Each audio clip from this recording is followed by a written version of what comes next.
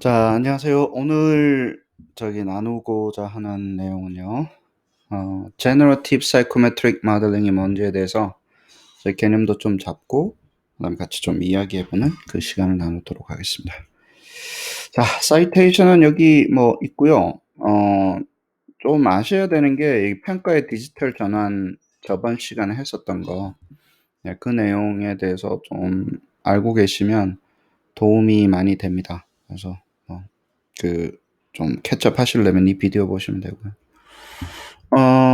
제너러티브 사이코메트릭 모델링의 백그라운드를 뭐 여기저기 조금 합쳐가지고 빨리 하도록 하겠습니다. 이게 도대체 어디서 나왔는지에 대한 또 해야 되니까. 그래서 말씀을 조금 드리면, 뭐 디지털 전환에 대해서 말씀을 드렸어요. 테크놀로지 때문에 뭐가 자꾸 바뀌고 어세스먼트도 좀 바꿔보자. 그래 디지털 어세스먼트로 좀 바꿔보자고 하는 그 연속 상상에서 이런 디지털 트랜스포메이션 어세스먼트 이런 아이디어들이 나왔는데, 그 디지털 어세스먼트의 특성이 저번에도 말했지만 인터넷 상에서 단순히 딜리버리만 생각하시면 안 되고요. 이제는 분석이라든가 뭐 이런 거만 또 생각하시면 안 돼요. 생성부터 시작을 하는 거예요. 그러니까 문항이 만들어지는 전체 과정 자체가, 그래서 어세스먼트를 만드는 이 도구 자체가 자동화되고 인터넷 통해서 이루어진다라는 거예요. 그래서 이제 그거를 조금 임플리멘테이션 하기 위해서 이제 Generative Psychometric 모델이 나온 겁니다. 그다음에 이제 러너와 러닝 센터드, 그다음에 Real Time Analytic, 그다음에 Knowledge Based than Assessment라든가 Intelligent한 Assessment, 이거가 특성인데, 이런 거를 하려고 이제 디지털 어세스먼트를 하려고 하는데, 이 어날로지를 조금 간단하게 말씀드릴게요. assessment on internet이 하면 되지, 인터넷에서. 이렇게 이야기를 하는데 힘들어요.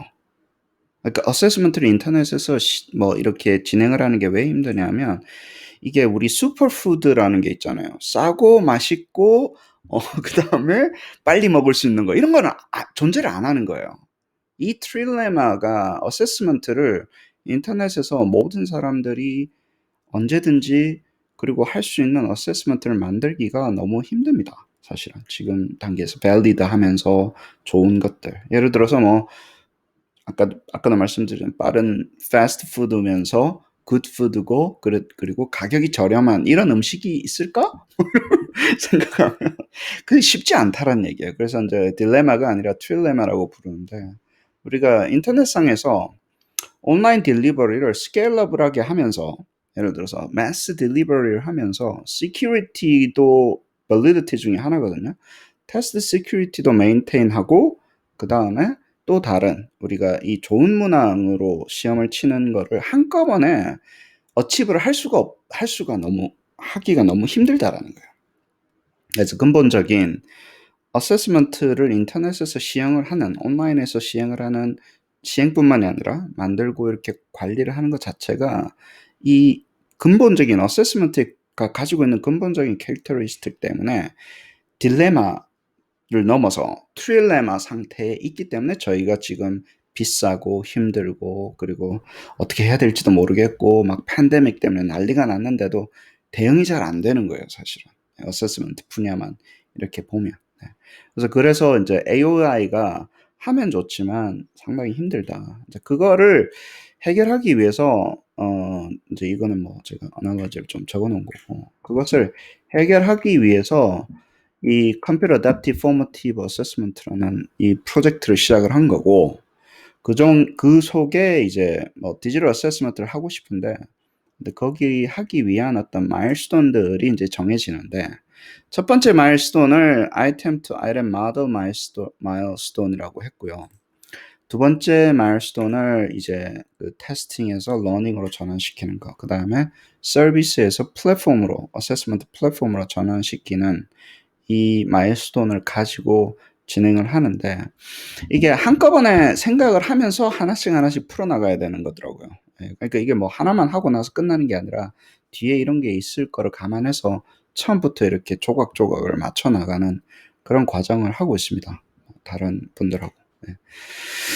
그래서 인제 바라보면 그러면 이제 여기 첫 번째 단계에서 아이템에서 인제 '아이템 모델로 전환을 시킨다.'라는 게 뭘까라고 이야기를 할 때 거기에 인제 핵심적으로 들어가는 뭐 이론이라든가 뭐 테크놀로지를 AIG라고 그래요. 예. 처음에 인제 우리가 해야 될 게 'AIG를 먼저 해야 되는 거구나.' 그 각을 맞추고 AIG를 하기 시작을 해야 되는데 거기에 세 가지 모델링 퍼스펙티브가 들어갑니다. 첫 번째가 인제 제일 중요한 AIG의 핵심적인 퍼스펙티브는요. 제너러티브 사이코메트릭 모델이라는 겁니다. 예. 첫 번째 인제 그거를 하고 그다음에 두 번째 이제 cognitive and learning science를 integrating 시키고 그다음에 digital technology를 거기에 integrating 시키는 게 이제 automatic item generation이라고 하는 첫 번째 그 마일스톤에서 하고 있는 일이고 그 관련된 프로젝트를 제가 뭐 아마존이라든가 아니면 뭐 이준 교수님 랩이라든가 아니면 뭐 충남대 지금 반재천 교수님 랩이라든가 뭐 다른 그 기관들하고 인스티튜트들하고 뭐 싱가포르하고 인제 지금 진행을 하고 있는 거 한참 여기 인제 첫 번째 단계를 우리가 바꿔보자라고 인제 시작을 하고 있는 거고요. 그러면 인제 제너러티브 사이코메트릭 모델이라는 컨셉을 가지고 AIG가 이루어진 거예요. 그 속에 또 들어가 있는 거예요. 그래서 첫 번째 하는 이 제너러티브 사이코메트릭 모델이 뭔지에 대해서 오늘 인제 이야기를 하는 거예요. 그러면 디지털 어세스먼트가 있었고 카파의 마일스톤이 있었고 그중에 AIG가 있고 AIG를 처음 이야기하기 위해서 우리가 제너러티브 사이코메트릭 모형을 이제 이야기를 하는 겁니다. 이때는 인제 사이코메트릭 모형이니까 reliability라든가 validity 뭐 기존에 있던 사이코메트릭하고 제너러티브 사이코메트릭하고의 차이가 뭔지 뭐 이런 것들에 대한 이야기를 진행을 하고요.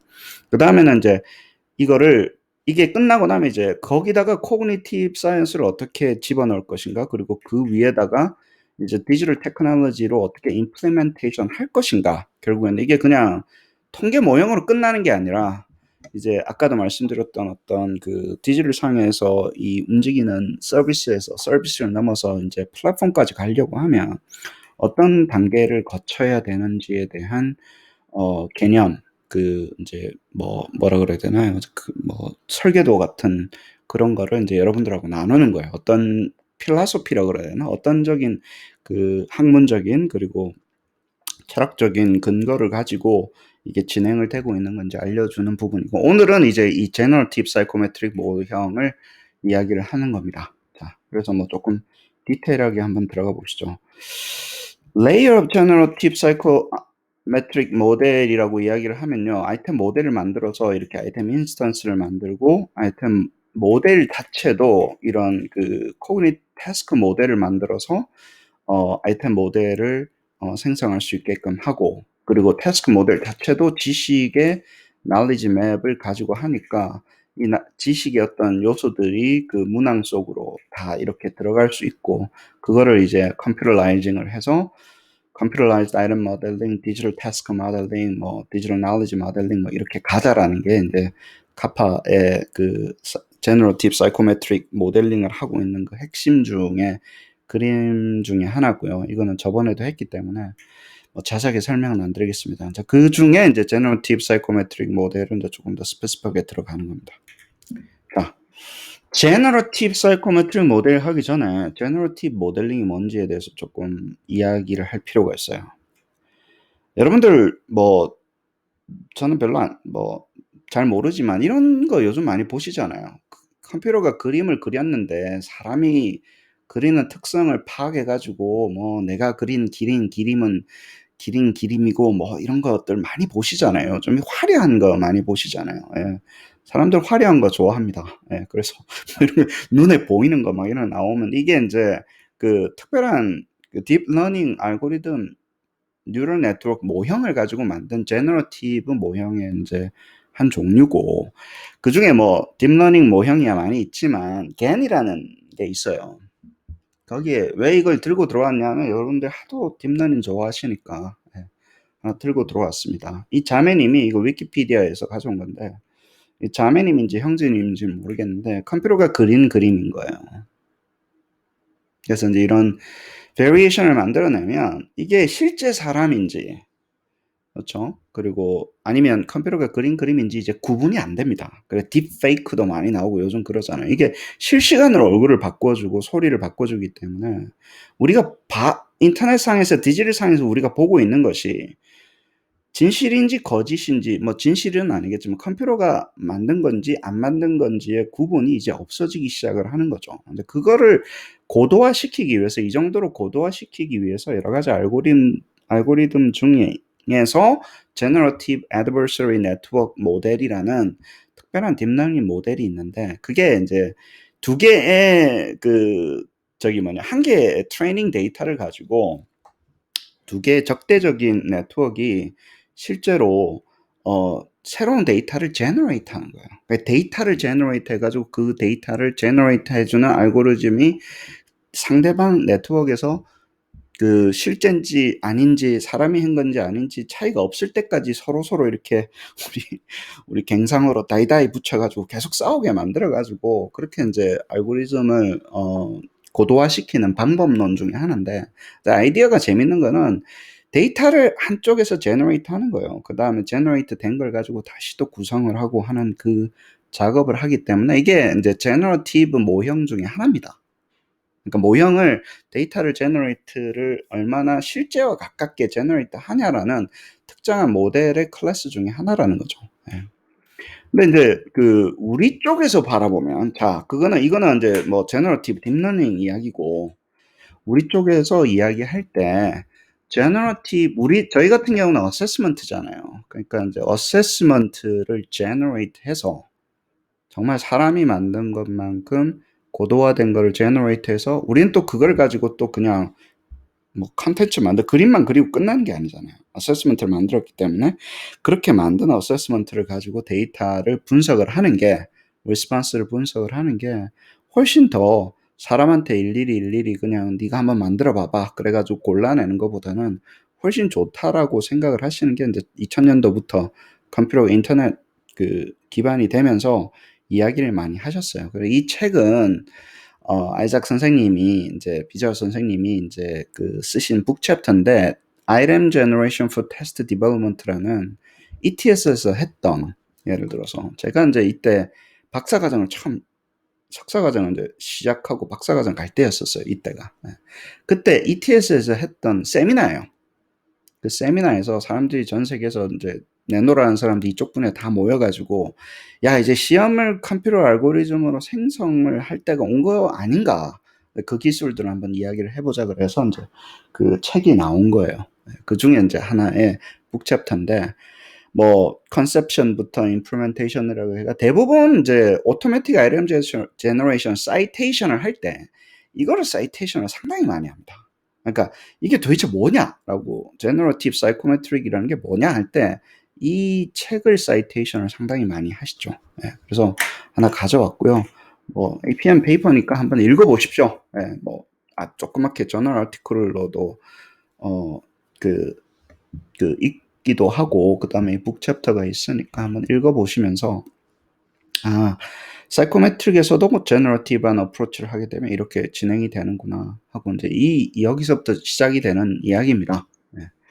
근데 이제 제너러티브 모형을 조금 설명하기 위해서 제가 이거를 조금 준비했어요. 통계할 때 처음에 시작할 때 우리가 세상을 바라보려고 우리가 이제 aggregating하고 이제 패턴을 좀 확인을 하려면 일단 관측하는 수밖에 없습니다. 관측 자체가 이제 목적이고 할 때는 데이터가 많으니까 descriptive statistic, descriptive 모델을 하죠. 예.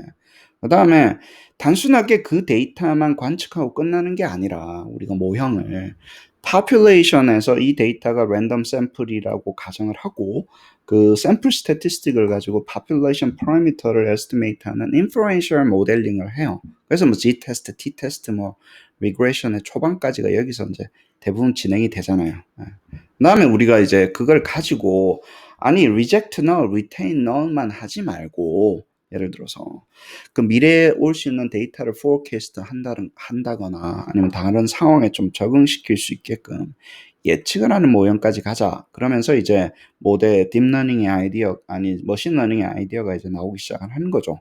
데이터를 가지고 트레이닝 시킨 다음에 그거를 가지고 또 밸리데이팅 시켜서 유용하게 쓰자라는 거예요. 이때까지는 여기는 뭐였어요? 논문을 쓰자 이거였잖아요. 논문을 써서 졸업을 하자. 뭐 학점을 따자. 예를 들어서 뭐 이런 거였고 예를 들어서 뭐 연구를 좀 하자. 뭐 연구를 왜 하는지는 모르겠지만 근데 여기는 이제 뭘 만들어 보자라는 거예요. 그걸 가지고 좀 뭐 시간을 줄인다거나 아니면 뭐 사람 인건비를 줄인다거나 뭐 여러 가지 뭐 있을 수 있는데 여기서부터 이제 우리가 유용성이라는 바깥 세상에서 이제 사용하는 유용성이라는 것들에 대해서 우리가 조금 이야기를 하면서 모형을 만들기 시작을 합니다. 그전에는 그냥 좀 다른 거죠. 근데 이제 이 모형이 잘 보세요. 이 모형이 이제 predictive 모형이 발전하는 거예요. 그러니까 여기서는 그냥 예측을 하기 위한 거죠. 어떤 하나의 어떤 데이터 포인트를 예측을 하기 위해서 predictive를 쓰는데 그게 아니라 데이터로 이루어진 뭔가를 생성을 한번 해보는 용도로 모형을 쓰는 거예요. 그러니까 우리가 통계할 때는 뭐 y hat, y prime, 뭐 데이터, 뭐 시뮬레이션 스터디 할 때 그 이야기도 할 겁니다. 그냥 데이터를 제너레이트 하는 용도잖아요. 그게 아니라 많은 것들이 바깥에 있는 그 디지털 애플리케이션이라는 것들은 데이터로 이루어져 있잖아요. 예를 들어서 그 아까 보였던 그 자매님 얼굴도 데이터로 만든 거고 예를 들어서 근데 데이터가 아니라 데이터로 재구성해서 만드는 거잖아요. 그래서 이때는 이제 reproduce라는 용어를 씁니다. 재구성해서 뭔가를 디지털 컨텐츠일 수도 있고 그게 서비스일 수도 있고 그래서 다시 한번 만드는데 세상에 정말로 진짜로 사람이 만들어야 되거나 어떤 환경이 조성이 돼야 되는 것들을 컴퓨터 모델링을 해서 만들어 보자라는 거예요. 그게 이제 제너러티브 모델링의 첫 번째 그 아이디어인 거예요. 그러면 레벨가 높아요. 사실은. 너 모델 왜 하냐? 그러면 이거 평균부터 구해 가지고 그거 제너럴라이즈 해야죠. 이것도 하고 이게 얼마나 평균이 얼마나 포인트 에스티메이트, 인터벌 에스티메이트도 하고 그다음에 이게 얼마나 프레딕티브한 건지도 해보고 그쵸? other validation도 하고 그럼 밸리데이션 해서 뭐 하게?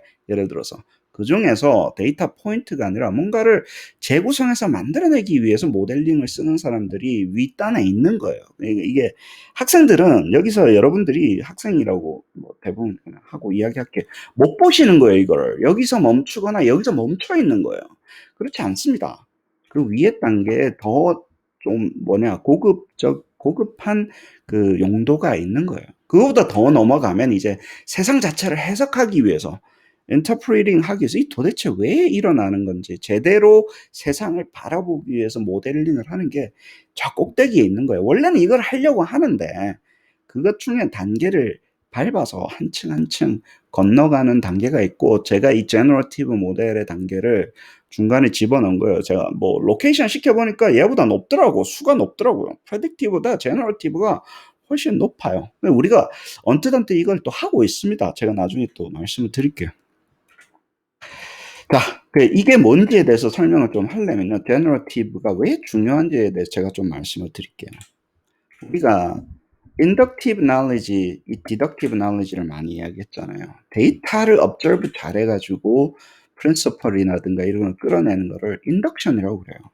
그 다음에 내가 알고 있는 사실을 가지고 principle을 가지고 그 바깥에 있는 그 세상을 해석을 하고 그 다음에 결론을 도출해내는 방법을 디덕션이라고 그럽니다. 이때는 아이디어가 있어야 되겠죠. 연역적으로 하려면 아이디어가 먼저 있어야 되는 건데 우리가 지금 해왔던 모형들은 이 왼쪽에 있는 거예요. 그러니까 이거는 왜냐하면 저희가 여러분들이 뭐 통계를 조금 많이 듣던 많이 듣지 않던 깊게 하든 안 하든 맨날 나오는 이야기 있잖아요. 아니 이 데이터에서만 나오는 결론이라는 거예요. 그게 얼마나 제너러블한지에 대해서 우리가 알기가 힘들어서 이게 랜덤 샘플이네, 샘플 사이즈가 많네, 오버피딩이 되네.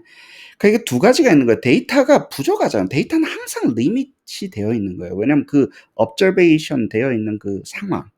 그리고 최소한 데이터는 무조건 old 데이터입니다. 시간이 지난 과거의 이야기라고요. 지금 맞을지 앞으로 맞을지 모른다라는 거예요. 그쵸. 그다음 두 번째, 내 모형이 맞는지 안 맞는지 모른다라는 거예요. 이 결론을 도출하기 위해서는 내 모형도 맞아야 되고 내 데이터도 충분해야 되는데 그렇지 않으니까 그쵸. 내 모형과 이론이 정확한지 모르고 내 이 데이터가 완벽한지 얼마나 sufficient한지 모르니까 인덕션으로 하는 거는요, 한계가 있다라는 거예요. 우리가 아무리 딥러닝을 해도 그쵸. 데이터를 가지고 만드는 거는 그 데이터에 국한될 수밖에 없어요. 리밋이 될 수밖에 없다는 거예요. 그 데이터셋에. 그는 뭐 죽었다 깨나도 바꿀 수 없는 그 논리는 템포럴하다라는 거예요. 그 데이터에 어떤 리미테이션에 속해 있는데 오른쪽에 있는 이 방법은 좋죠. 항상 true죠. 근데 언제 true냐면 이것들 다 설명하고 다 맞아요, 이제는. 다 맞는데 뭐냐면요. 이 knowledge가 true일 때만 얘가 true인 거예요. 그쵸. 디덕션은 또 잘못 이거 어디서 얘는 어디서 옵니까? 하늘에서 뚝 떨어집니까? 예를 들어서. 얘가 true해야지 얘가 true가 되는 그 소위 말하는 뭐 단점이 있는 거예요. 그거를 해결하는 게 연구자들이 하는 일이에요. 사실 이게 뭐 사람이잖아요. 사람이 수천 년간 이거를 연약이냐 귀납이냐 이 방법론 가지고 싸우는 거예요, 사실 저희가. 근데 인덕티브 그래서 통계도 마찬가지입니다. 저희가 뭐 디덕티브 제너레이션은 예를 들어서 우리가 지금 하고 있는 거는 다 aggregating 하는 거예요. 데이터가 많으니까 통계 모형은요, 뭐 평균 내거나 가중 평균 내거나 뭐 그런 거예요, 사실은. n이 많을 때 우리가 뭉개는 거잖아요. 평균은 뭉개는 거예요. 패턴을 찾기 위해서 뭉갠다고 합치는 거예요. 어떻게 보면 썸을 구하거나 뭐 평균을 구한다라는 그 개념 이상으로 별로 할 게 없어요. 통계라는 게. 결국에는 여러 번 observe 한 다음에 IID assume 해가지고 걔네들의 평균 같은 걸 구하는 거예요. 뭐든 뭐 그게 correlation이 됐든 슬로프가 됐든 뭐가 됐든 간에. 예. 근데 우리가 지금 오른쪽에서 보고 있는 거는요. 이제 데이터를 generate 하거나 그 방법을 하려고 이제 deductive generation 모델링을 해보자라는 거예요. 이제까지 했었던 inductive aggregation 모델이 아니라 이제 어떤 우리가 knowledge를 안다고 치고 세상을 한번 generate 하는 예를 들어서 바깥을 generate 하는 게 이제 deductive generation 모델의 한 종류입니다. 근데 이거 할 때는 아까도 똑같아요. deductive method에 그 국한이 되는 거예요. 이거 알아야 되잖아요. 이게 있어야 되잖아요. knowledge가 있을 때만 generation이 가능하다는 거예요. 그러니까 이게 true라는 게 우리가 알고 있으면 generation이 가능한데 이거를 알기가 쉽지가 않다라는 거예요. 근데 그거에 대한 이야기가 이제 시작이 됩니다. 자, 그 우리 뭐 유준 교수님도 그렇고 저도 그렇고 대부분 하는 연구가 이런 연구입니다. 자, 뭐 메서드를 하나 만들어요. 방법론 같은 걸 만들어서 야, 뭐 새로운 방법론을 만들었는데 이 방법론이 얼마나 괜찮은 건지 한번 해보자. 그 방법론은 만들 때는 우리가 방법이라든가 데이터라든가 true parameter를 안다고 가정을 하고요.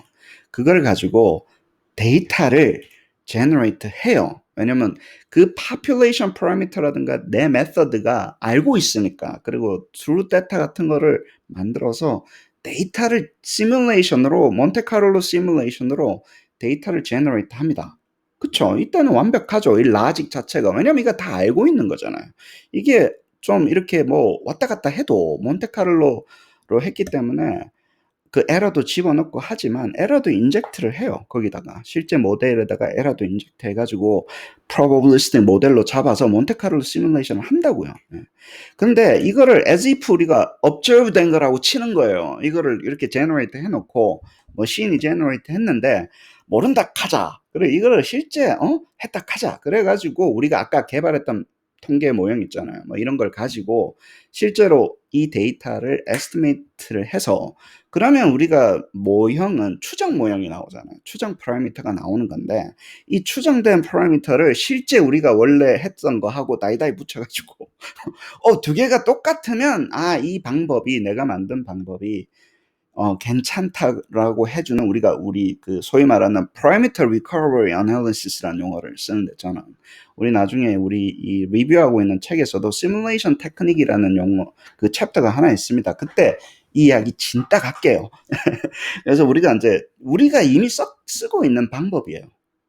이 제너러티브 모델링을 우리가 항상 쓰고 있는데 이때는 용도가 이거를 이제 primary recovery analysis를 하거나 아니면 meta analysis 같은 거 할 때 실제 파라미터를 가지고 데이터를 한번 generate 해가지고 그게 이게 왜냐하면 meta analysis 할 때는 aggregate 된 거를 보잖아요 우리가.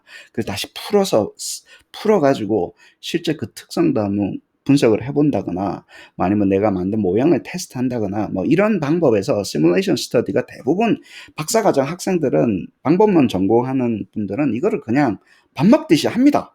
이걸로 해가지고 논문을 대부분 이걸로 쓰기 때문에 이러면 데이터 컬렉션 안 해도 되잖아요. 얼마나 좋아요. 앉아가지고 나 혼자서 이렇게 왔다 갔다 하니까 저도 졸업을 이걸로 했고요. 실제 데이터는 뭐 해서 하면 되지. 예를 들어서 그렇게 생각하고. 근데 이 방법 이미 이거 쓰고 있기 때문에 제너러티브 모델 모형이 우리가 뭐 동떨어진 모형이 아니다라는 거예요. 근데 이제 어플라이드 하시는 분은 이게 뭐 우와 이렇게 생각하실 수도 있어요. 예를 들어서 근데 뭐 메서드 하시는 분들은 뭐 그냥 항상 하고 있는 거고. 자, 여기서 이제 그 다음 단계로 넘어가는 겁니다. 컨벤셔널 사이코메트릭은요, 데이터가 이렇게 쭉 들어왔을 때, 시험 점수라든가 이런 게 들어왔을 때, 우리가 이제 트레이스를 에스티메이트 하는 건 학생의 뭐 능력치, 세타라든가, 뭐 그게 클래시컬 테스트 티어리가 됐든, 뭐 모던 메저먼트 티어리가 됐든, 학생의 어떤 트레이스를 에스티메이트 하는데, 아까도 말씀드렸지만 통계적인 방법이잖아요. 별거 없습니다. 그냥 뭉개는 거예요.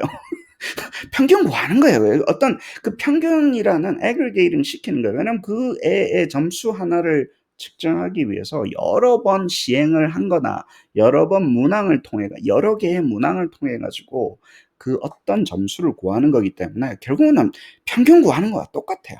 그래서 문항 많아지면 결국엔 그걸로 컨버지 한다 이런 식으로 해서 존재론 자체가 평균이라든가 혹은 maximum 여러 개의 데이터 포인트를 maximally likely 하게 해주는 그 포인트 속에 있다라는 게 이제 필라소피인데 이게 사이코메트릭의 인덕티브 사이코메트릭, 컨벤셔널 사이코메트릭 모델이라고 이야기하면요. 메저먼트 모델을 이야기하는 겁니다. 그러니까 여기는 메저를 하는 거잖아요.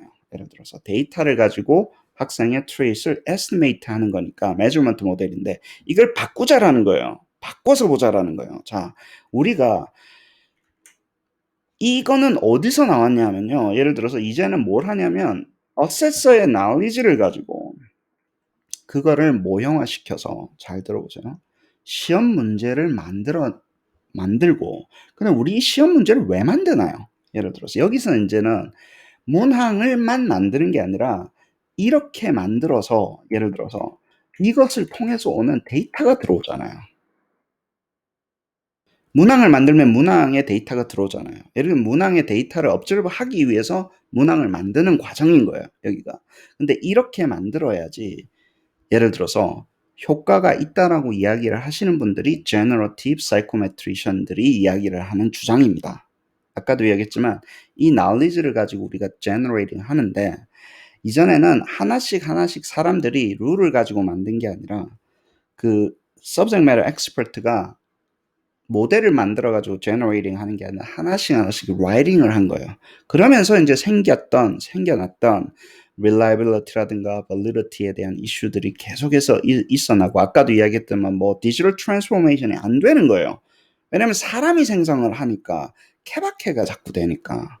그래서 시스테매틱하게 만들어 보자라는 게 이 generative testing 혹은 generative RM 모델의 그 여기는 아이템까지만 만들면 이제 generative RM 모델이라고 하겠습니다. 똑같은 그림을 그대로 그리는 거예요. 근데 우리가 generative psychometric 모델 이제 full 버전은 뭐냐면 아까 보였던 거는 아이템만 만드는 건데 원래 하려고 했던 거는 이렇게 generating을 왜 하냐면요. 데이터를 받기 위해서 한다라는 거예요. 문항을 만드는 이유는 우리 어세시의 데이터를 다시 도로 받아가지고 그 만든 그 룰로 받아가지고 어세시의 knowledge를 받기 위해서 우리가 생성한다라는 얘기예요. 근데 여기서 끝내버리면 대부분 사람들이 실수하는 게 뭐냐면 AIG가 그냥 무슨 뭐 아이템 변형기라고 생각하면서 착각을 하면서 교육을 제대로 못 받으면서 문제가 생기는. 그래서 제가 이 수업을 처음에 집어넣는 거예요. 좀 지겨워도 우리가 오토매틱 아이템 제너레이션이 그냥 문항 생성을 하기 위해서 그런 것이 아니라 데이터가 들어왔을 때 생성된 룰을 통해서 잘 들어보세요. 생성된 룰을 통해서 데이터를 해석을 할 수 있는, 학생의 데이터를 해석을 할 수 있는 그 길을 열어주기 때문에 어세스의 knowledge를 매니지먼트 할 수 있기 때문에 이게 아까 말씀드렸던 Generative Psychometric 모델이라는 거예요. Generative 테스트는 데이터를 단순히 시험을 만들기 위해서 그런 것뿐만이 아니라 만들었을 때 들어오는 데이터에 대한 해석도 증가시키고 밸리드하게 인터프레이트 하기 위해서 만든 모형이기 때문에 제가 굳이 separating 합니다. Generative Psychometric 모형이라고. AI G로 끝나면 item generation하고 끝나는 겁니까? 그리고 그러면요 사이코메트릭이 없어요. 사실은 상당히 거기에 아무나 할 수 있어요. 그 좀만 내용만 알고 컴퓨터만 좀 짤 수 있으면 사이코메트릭한 고민이 없잖아요. 사실 많이 있긴 있지만. 그래서 항상 잊지 마십시오. 우리가 했던 그 룰로 세상을 해석을 해서 학생이 어떻게 아는지를 더 잘 알기 위해서 하는데 잘 보세요. 그러면 원래 했었던 사이코메트릭하고 제너러티브 사이코메트릭하고 차이가 뭐냐라고 물어보셔야 되는 거예요. 저한테. 기존에 이거 안 하고 그냥 했던 게 뭐냐면요. 이때는 이 데이터에 국한된다는 거. 바운디드. 이거 인덕티브 모형에 하나에 국한된다라는 거예요. 그 데이터 그 모형을 벗어날 수가 없어요. 왜냐면 그냥 데이터를 애그리게이팅 한 거기 때문에. 예를 들어서. 근데 오른쪽은 뭐냐면요. 근데 이게 빅 if가 있긴 있어요. 처음에 생성하는 이 모형에 대한 룰이 정말로 valid하다면, 그 knowledge가 valid하다면 주고받고가 다 valid한 거예요. 여기에 이제 빅 if가 있지만, 근데 이 만들 때 잘 만든다면, 모형을 잘 만들어서 생성을 잘 한다면, 이제는 우리가 아까도 이야기했다시피 그 데이터에 국한되는 거잖아. 예를 들어서 한계가 있잖아 얘기를 없앨 수 있다라는 거예요. 그게 이게 뭐 투님 모델로 설명을 할 수도 있고 한데 이게 인덕티브 리저닝이 가지는 한계점을 극복하기 위해서 통계 모형을 극복하기 위해서 우리가 디덕티브 컴포넌트를 들고 들어와 가지고 인덕티브와 디덕티브를 한꺼번에 해결을 하는 아주 우리 입장에서는 사이코메트릭션들 입장에서는 꿈의 세계로 한번 넘어가 보죠. 근데 이게 아이디어는 이미 차고 넘치고 있었어요. 이게 있는데 잘 안 되는 거예요. 특히 전산화를 시켜야 되는데 이 부분을 전산화시키는 작업이 카파 프로젝트가 하고 있는 그 핵심 부분입니다. 전산화를 하고 나니까 좋더라. 뭐 댑티브도 되고 뭐 숫자도 많아지고 뭐 그림도 나오고 뭐 디지털도 되고 뭐 이런 이야기들이 사이드 이펙트로 나오는 겁니다. 그래서 여기를 잊지 마십시오. 여기서 끝나면 안 돼요. 여기서 끝나면 절대. 이 뒤에 데이터를 그러면 올 때는 무슨 모형을 쓰는 겁니까? 그래서 LLTM이라든가 뭐 이런 모형이 이제 나오기 시작하는 거잖아요. 우리가 제너레이트 할 때 예를 들어서 그 엘리먼트가 있으니까 엘리먼트를 변화시켜서 요소를 가지고 문항을 만들었으니까 컴퓨터가 데이터가 들어오면 그 요소 값을 알고 있으니까 그 요소가 문항에 어떤 역할을 했는지를 설명을 하게 되면 학생의 능력치를 더욱더 밸리드하게 설명을 할 수 있다라는 게 이 제너러티브 사이코메트릭에 대한 전반적인 아이디어입니다. 그래요. 제너러티브 사이코메트릭은 제너러티브 모델이 맞습니다. 근데 사이코메트릭도 들어갔다라는 거예요. 그냥 생성하고 끝내는 게 아니라 생성된 아이템으로 문항으로 그게 서머티브가 됐든 포머티브가 됐든 그 생성된 문항으로 데이터가 들어왔을 때 우리가 더 나은 설명과 해석을 할 수 있다는 게 제너러티브 사이코메트릭 모형의 핵심이고 그 코어입니다. 네. 그래야지 우리가 사이코메트리션이 되는 거예요. 안 그러면 그냥 엔지니어가 돼버려요. 아니면 뭐 여기저기 뭐 그냥 문항 만드는 사람 뭐 이렇게 되니까 우리는 좀 다르죠. 근데 여기서 이제 그러면 이걸 하려고 할 때 키 퀘스천이 뭐냐면요. 아니 결국에는 우리가 subject matter expert의 knowledge가 근간으로 되어 있는 것을 모형화시키고 그렇게 들어온 데이터를 어세스의 데이터를 다시 knowledge 형태로 관리를 해야 된다라는 용어를 쓰는데 그래서 knowledge management하고 똑같아요. 전산적으로 어세서의 knowledge와 어세시의 knowledge를 두 개를 한꺼번에 보는 디지털 knowledge 모델이라는 용어가 여기서 나오는 겁니다. 이렇게 바라봐야지 이제 그 지금 하고 있는 것들이 해석이 되기 시작을 하는 거죠. 아까도 말했지만 그거를 하려고 아까 그 카파가 뭐냐 물어보면 그거를 잘 한번 제대로 한번 각 잡고 한번 해보자고 하고 있는 그 프로젝트의 하나하나 어떤 요소만 보시니까 이게 당신이 도대체 뭘 하는지를 잘 모르겠어 라고 이야기를 하시는데 이 길을 가고 있는 겁니다. 이 과정을 이제 전선화시키고 있는 거예요. 맞습니다. 근데 이게 힘들어요. 아까도 뭐 몇 번 계속 하는 이야기인데 왜 힘드냐면요. 세 가지가 일단 필요합니다. 사이코메트리션이 상당한 사이코메트리션이 돼야 돼요. LLTM, 멀티레벨 IRT 여기까지가 컴포러블하게 아실 수 있는 베이지안 어나리시스까지 할 수 있는 거기다가 그로스 모델링이라든가 뭐 이런 것들이 잘 되는 사람이 그런 그룹이 제가 뭐 하다 보니까 그렇게 됐어요. 그런 사람이 있어야 돼요. 충분히 알아야 돼요. 그 다음에 엔지니어가 있어야 되고요. 그 다음에 러닝 사이언스라든가 서브젝트 매터 엑스퍼트가 있어야 돼요. 그래서 힘들어요. 같이 일을 하는 게 협력해서 일을 하는 게 되게 힘듭니다. 그 팀을 짜는 게 쉽지가 않다고요. 그리고 이 전체를 볼 수 있는 인사이트가 있어야 되잖아요. 그럼 엔지니어가 뭘 해야 될지, 서브젝트 매터 엑스퍼트가 뭘 해야 될지, 사이코메트리션은 뭘 해야 될지 이렇게 나눠져야 되는데 이 혼자서 안 되는 프로그램인 거예요. 이 프로젝트 자체가 제가 판을 짠 게 뭐 저는 윤결 교수님 뭐 김선희 교수님 뭐 서브젝트 매터 엑스퍼트 처음부터 그래서 세 명이서 시작을 한 이유가 이게 세 명이서 한꺼번에 다리를 정확하게 안 해주면 안 가는 거예요 앞으로 생각을 해보면. 예.